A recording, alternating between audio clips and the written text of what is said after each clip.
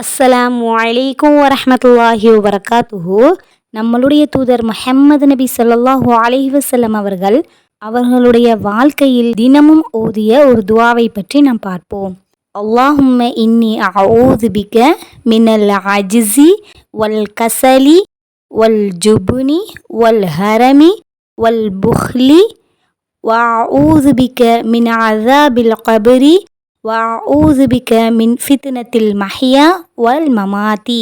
இதனுடைய பொருள், இறைவா, உன்னிடம் நான் இயலாமையிலிருந்தும் சோம்பேறித்தனத்திலிருந்தும் கோழைத்தனத்திலிருந்தும் தள்ளாமையிலிருந்தும் கருமித்தனத்திலிருந்தும் பாதுகாப்பு கோருகிறேன்.